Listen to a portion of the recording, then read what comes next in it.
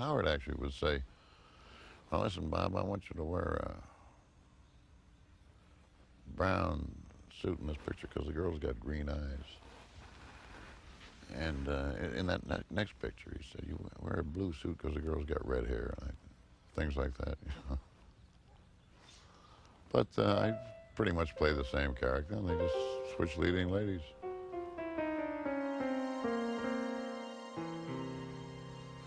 I never found any disadvantages when working with Howard Hughes. I regarded him as a friend, and I trusted him. And the one thing, if he said it, that was it. It was true. His word was solid. I was there 10 years, and the contract was up, and I went on to do other things. Hey, I found him! This is him! You got your nerve, leaving this kid running around a crummy place like this. What kind of a father are you, anyway? The worst. Well, it's nice you admit it. I knew Marilyn as a person and as a friend, and I learned that in working with each of the women with whom I have worked, and they have the common problems that everyone has. And they're far more vulnerable because they don't protect themselves with that sort of shield of which distances you from them. He does carry with him an extra knowledge of womankind because of his sensitivity and his perception. It's the getting away from the outside and really piercing at the center. Therefore, he is able to know woman better than most men, I think. Just how many kinds of fool are you? I'm not your kind. What are you, Weston's kind? I just don't see it. Treating you the way he did. He didn't treat me like a tramp. He treated me like a woman. So he made a mistake. Maybe you'd do a foolish thing yourself. I wouldn't leave a kid to die. Or a woman. Even if she was a tramp. I suppose that Mitch is somewhat of a chauvinist. I think that he thinks that, you know, the man's place is at the head of the table and the head of the family, and he says what happens, and everybody else kind of toes the mark. The underside of that is, I think that Mitch is also the protector. Always there to guide, to make sure that the woman is safe. Where are you taking me? Home. Come on.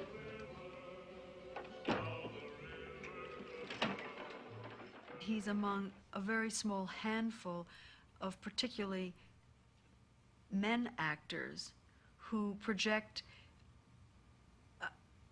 intelligence, tremendous sexuality, danger, vulnerability hidden except for brief chosen moments, and mystery. Mitch is one of the few romantic leading men whose most memorable, I think, and greatest films have been when he has played a despicable character. The heavy is most enjoyable because you inspire reactions in people. This is concrete. John made a sin. John told a lie. The Lord's a talking to me now. He's a saying, a liar is an abomination before mine eyes. Speak, boy, where's it hid? It's at my door. It's at my door. The door! I just enjoyed the experience of working with Charles Lawton at Night of the Hunter. I liked the sort of stylization. I wanted to take it right straight down the road as the book was. But Charles wouldn't have that. He said he didn't want women snatching their children off the street at my appearance because he said it would be really too compelling if I, played it as it was written, right straight down the line. Well, I've had other directors who would tell you what to think.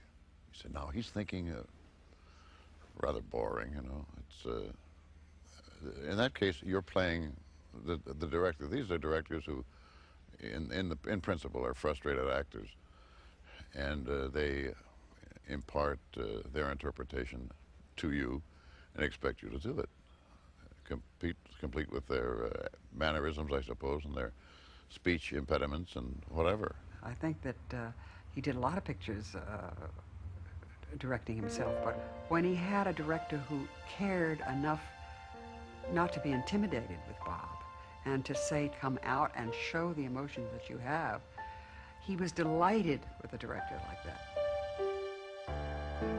I know that in working with Johnny Houston, that you always felt very comfortable because, you know, whatever the situation was, John had been there. He was a great appreciator. I think the only time that John ever said anything to me was once I looked beyond the camera after he cut. And I looked beyond the camera. Usually he was like that. But he said, I think even more, kid. And I said, really, John? He said, I think even more. And I know exactly what he meant, so we did it again, even more.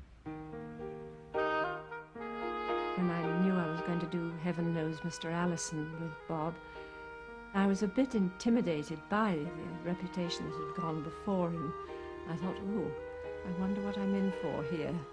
And of course, the unexpected happened. We were absolutely got on like a house on fire, and I found myself sitting on the pink sands of the beautiful little island of Tobago, and we were watching the phosphorescence in the waves. And he was so poetic and so appreciative of the beauty of it all. We had such a rapport, we could phone it in, actually. You know, she could be in Switzerland, I could be here, and we could read back and forth to each other, each knowing exactly how the other is going to respond. In The Sundowners, he was marvelous. He was really wonderful. You know something, Art? You're built the way a woman ought to be built. Just find it out. No, I noticed it a couple of times before. It was a memorable scene when he comes home late at night, rather drunk, and she's been saving money and putting them in a glass jar, putting it in a glass jar, because all she wanted in life was a roof over her head instead of a canvas truck. And he has to own up to her that he's lost all the savings at the turn of a coin. I don't know what to say. I looked at you both, you and Sean. You were just like strangers. I wanted you to have what you wanted, but God forgive me, I must have hated you both. I just wanted to get away from you, get drunk, get the taste out of my mouth. That's all I meant to do now, was just get drunk. That's all I meant to do. As technically brilliant as he is, and there's a tremendous amount of work involved being a technically perfect actor, hitting your mark, knowing where the light is, all that stuff is second nature to him. He knows exactly what he's doing as a film actor, and he's not self-involved. They got on extremely well, but whereas Cary Grant, he was very vain about his appearance and his clothes and so on and so on. Bob was never like that. He says, do I wear this? Okay. What do I wear with it? Okay. You know, appearing to be uninterested, whereas, of course, he was extremely interested in what he was wearing, but he never showed it. He was... but he was the most unvain man I think I've ever met. I don't think there's a self-involved bone in Mitch's body. I don't think he cares how you shoot him. I don't think he cares where the camera is. I don't think he cares where the lights are. I think he only cares at that very moment of actually doing the scene and allowing it to be an experience that he's going through. Look, Katie. Maybe you can get away with dog poisoning. Beating up on a little drifter, like Diane Taylor. Don't push your luck with me. Say, she's getting to be almost as juicy as your wife, ain't she? You runt. I enjoyed it, actually. And I remember I tried to get out of it, And I was talking to Greg, well, Greg was the producer too. And I said, you know, if you can't find anybody else, and I said, but I really would hope that you'd find someone else. And they said, like who? And I was stuck. The biggest scene in the film was a rape scene that took place on a houseboat in the dead of night. And Mitch, of course, played a part that he was spectacular at, which was the smiling heavy. It was the last scene shot in the film, and it was a scene that was very, very difficult really to rehearse because there was no way you could really do it. You had to kind of know what the scene was about and then shoot it. And hopefully shoot it once because it was so physically violent. Oh, now, come on. You ain't that scared. You come right down to it, what is there to be scared of? Now, look, you're not a foolish man.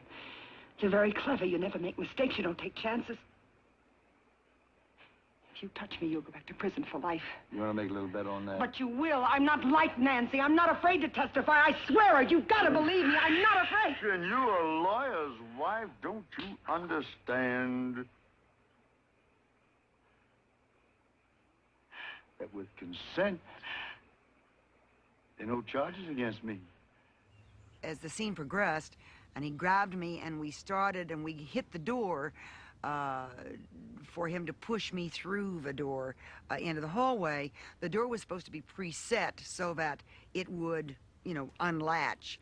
And accidentally, of course, someone had shut it all the way, which of course did not stop Mitch because we were supposed to go through the door. So my body became the battering ram that went through the door. Prior to that, he hit his fist through the kitchen cabinet, and one of the cabinets had been preset so that it would shatter, and of course, he didn't hit that cabinet at all. He hit a cabinet that was not preset, so that his hand was already covered with blood. By the time he used my body to get through the door, my back was covered with blood, and as we got into the stateroom, and I was crying and pleading with him, and he started to hit me, I think that Mitch just lost it. The scene was over, the director said cut, and we just both kept going. We were kind of caught up in the scene, and the director said cut again, and we just kept going, and finally they literally came over and physically stopped Mitch. And it was as though both of us woke up, and Mitch realized that I was really hurt, and took me in his arms and started to rock me and say, I'm so sorry, I'm so sorry, I'm so sorry. For me, I thought he was always rather an embarrassed actor. He always seemed to me to be doing it out of, not sideways, if you see what I mean. It was a sideways, oblique way he approached his work. One of his very best performances was Ryan's Daughter, the picture he made with David Lean. He did a beautiful job of playing an Irish character, a beautiful job of the dialect, the accent, a beautiful job of being a suppressed individual. I get a call from David Lean and Robert Bolt, and about Ryan's Daughter. And I thought, well, surely there must be some Irish actors out of work, you know, they could pick one of those. And I told him that. And David said, no, we rather had, you know, decided that, he said, do you have any other plans, he said, which would preclude your appearing? And I said, as a matter of fact, yes, I had planned suicide. And he said, well, he said, if you would first, he said, do this wretched film of ours, he said, I'd be happy to stand the expense of your burial. I said, okay, I'll be there, okay. David is quite daring often in his casting and quite likes to cast against type. One of the points that perhaps David wanted to make was that you can have the physical kind of wherewithal to look like you're a great he-man, but when it comes to the crunch, or the silk, or the linen, you're not quite as cracking as you were made out to be. I think that David wasn't very comfortable directing the love scene. He used to get his cigarette in his holder very tense and tight, and he used to wiggle his foot, which is always an English sign of stiff upper lip and tenseness, if you wiggle your foot and smoke jaggedly like that. And now, in this particular scene, Robert, call me Bob, what I want you to do is to make love to Sarah here, and then I want you to really, what do you want me to do, David? Come? But I'd like you to do that. I'd like you to come. Quite, you want me to come fast?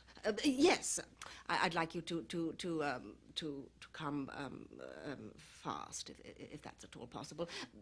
Right, action, are we rolling? Right, action, Robert, would you, Sarah, and Mitchum would kind of do what he was told, you know, and then just before he came, he'd say, honey, you've creased my nightie, you know, just to tell David that he's behaving rather sillily over this. David spends a lot of time staring into space, and I imagine if you should ask him what the picture's going to look like, it'd be like asking Michelangelo, what's the ceiling going to look like when you're finished with it, you know, because he has a vision. He's a great visionary, but it's very difficult to explain, and he puts it all together With this ring I thee perfectly, wed, actually. in the name of the Father, the Son, and the Holy Ghost. Amen.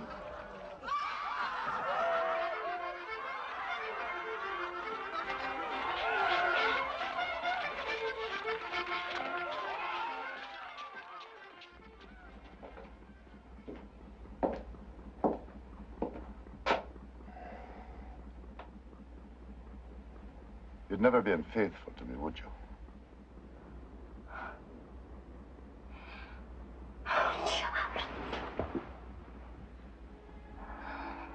I'm sorry, I shouldn't have asked that. No, that's a rotten question for a man to ask his wife.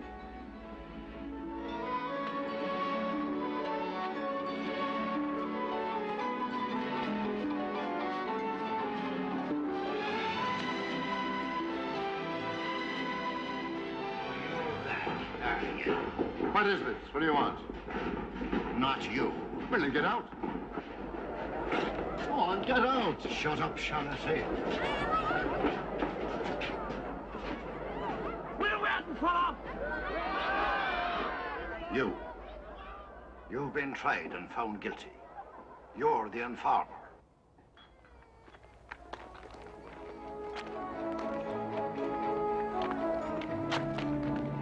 Take my arm. I saw a certain wisdom and a certain compassion that he often managed to hide very well, but nevertheless it was looming and luminous within his performances. An extraordinary quality that sets aside acting and brings out something quite magical. He knew people, the common people. And I think that's one thing that endears him to most people, because he gives that feeling. Sheila, look, it's going to be all right up there in New Hampshire. The fellow I'm seeing today, he told me he could square it for me. Then we'll get the hell out of here, okay? I'm not complaining. Eddie. Eddie. It's morning. We had a British director doing typically, I mean, an American picture about the Boston underworld, you know, the Boston mob, as it were. And I found it very enjoyable. We had a lot of technical assistance on the picture, a lot of Boston hooligans who were with us on the show. Well, how'd it come out? It went fine, just fine. He had 5 M16s, just like you said. Now that does it, huh? Does what? You know, you said you wanted a reason? That thing we talked about, that thing up in New Hampshire there. You said you needed a reason? Ah, that. You making any money? Not exactly. If you were to ask me, I'd have to tell you I'm not having a very good day. He used to drink scotch in a water glass with no ice, with just a little plain tap water as a chaser, and he drank it like you drink coffee. He just would sip slowly on it all day, and he would just, you know, he'd never pass out or he never got falling down drunk. He'd just reach this certain level, and he'd sit and talk all day, and you would be fascinated. He could tell the most incredible range of stories. He comes from that that kind of good old boy environment. You know, all the big, I mean, the John Hustons and the John Waynes and the, you know, they were all these two-fisted guys. That really didn't have anything to do with acting or anything else. It's you know, what guys did then. Whenever he drinks, as in my own particular case, and we're both from the same genetic structure, comes from a desperation of wanting to achieve a calm and peaceful stream.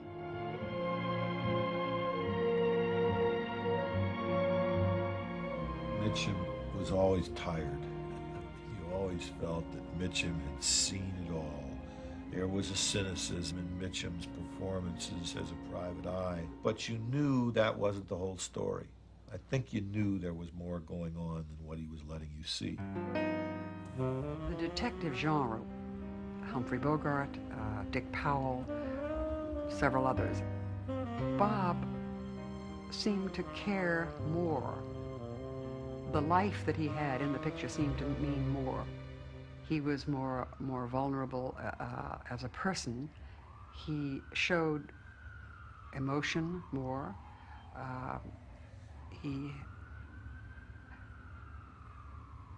was hurt more, and he really hurt when he hurt. You were surrounded by people who were pretty much had run out of hope. And the character fits right into that particular milieu, and I liked it. I want you to find my Velma. I ain't seen her in 7 years.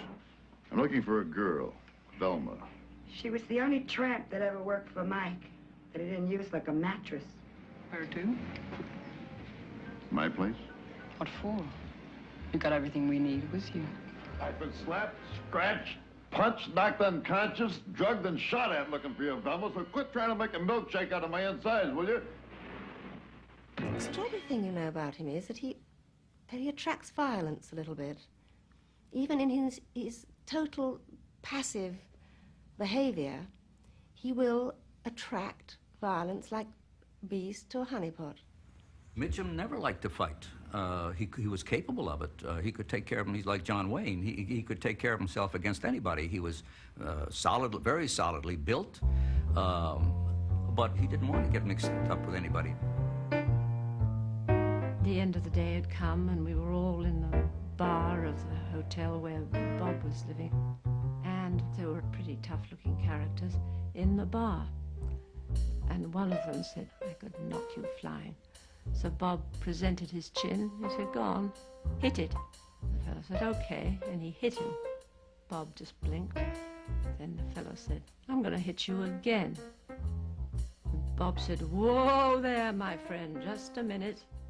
Do you mind if I defend myself this time?" "Nah, go ahead." So the fellow swung, and before he knew where he was, Bob had hit him on the chin. He slithered across the floor, through a glass door, down a flight of steps and into the garden. Bob turned to the barman, who was bug-eyed at this, and said, "Drinks all around on me, and a drink especially for the gentleman who seems to have fallen down the stairs." I think the ideal would be to be very successful at your job and be totally unrecognizable on the street. I think that's the ultimate, you know. I should think. Play midgets or mushrooms or, you know, anything that is different and as far apart from your personal and physical being as possible. Mitch just simply never played the movie star game.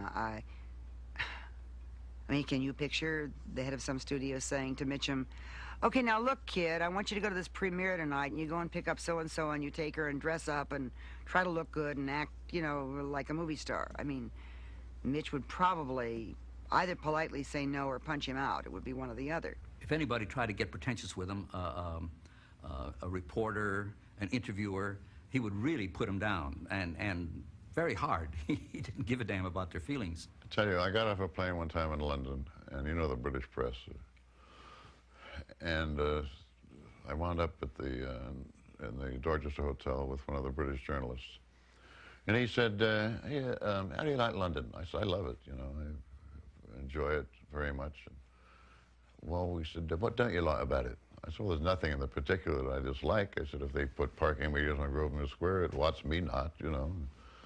And I said, I'm coming from someplace that I like less usually, and I've got the best of it here. I'm in the West End. I got a lot of friends here. There are good restaurants. I enjoy working here, and I enjoy the people. And it didn't set well. He said, "Well, if you could change anything about it, what would you change?" I said, "I might suggest that you move it a bit closer to the airport." And he scribbles that down. He said, "Why's that?" And I said, "Well, I told you, you know, while I enjoy the refresher course driving in from Heathrow, I said, I'm rather anxious to get in and get on with it because I like it here." The next day, somebody showed me the copy in the press and said, "How do you like London?" We respectfully inquired of Mr. Mitchum. "Too goddamn far from the airport," growled the burly Yank. What can you do?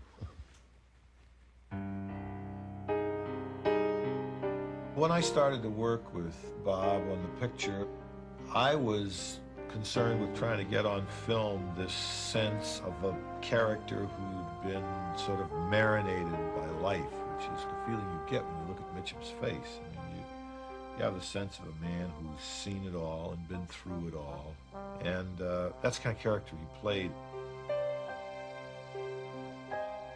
Mitchum in Japan is probably one of the great comedies of all time. I mean, first of all, he's 14 times the size of any Japanese, and he would bang into the doors and ceilings of all of the rooms. You have to walk in a crouch because you keep banging your head all the time.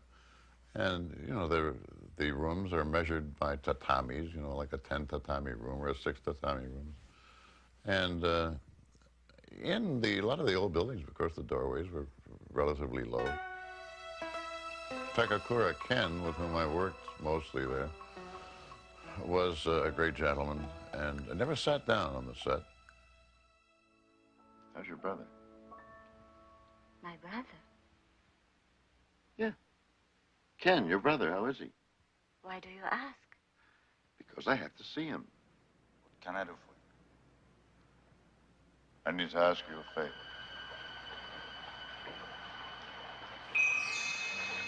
What are you talking about? Eiko is not Ken's sister. She's his wife.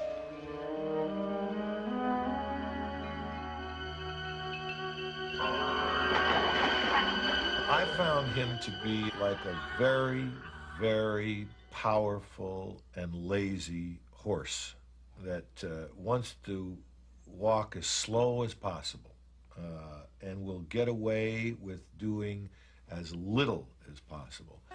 You used to really have to push him. He won't offer the full emotional nature of a performance, at least he didn't for me, until you went after it a little bit.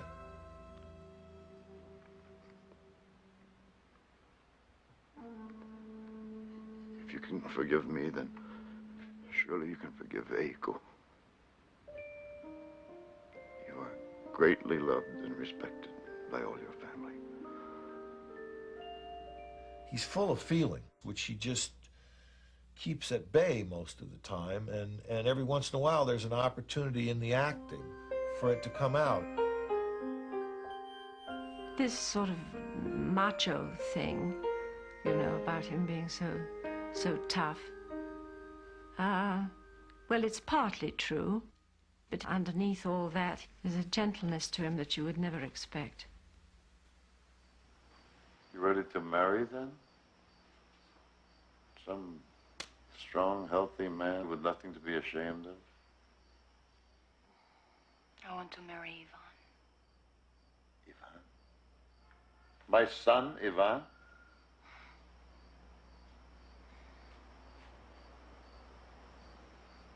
Let me kiss you.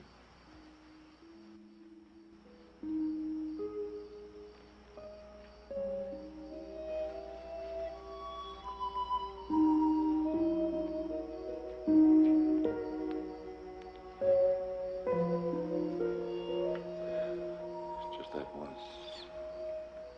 Before you become my daughter.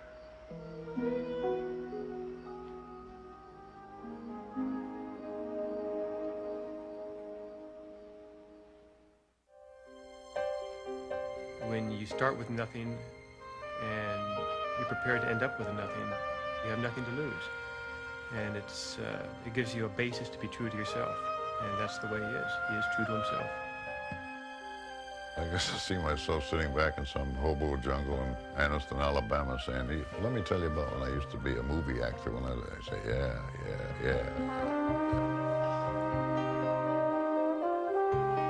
The public knowledge of him, they think of him as a sleepy-eyed creature who really didn't care about anything. All untrue. He cares tremendously. He can be very subtle to a point of being invisible. And I think that as the years pass, we perhaps will see more clearly that invisibleness that he gives on screen. I don't know how to analyze what Mitchum's appeal is. It's there, it's immediate, you can feel it, it's palpable. I think he just is. I think that's his power as an actor, and I think that's his power as a person. When I think about the films I have seen in my whole lifetime and my sense of who's really going to count, there are going to be a handful that are in that time capsule. And for my money, Mitchum is going to be one of them.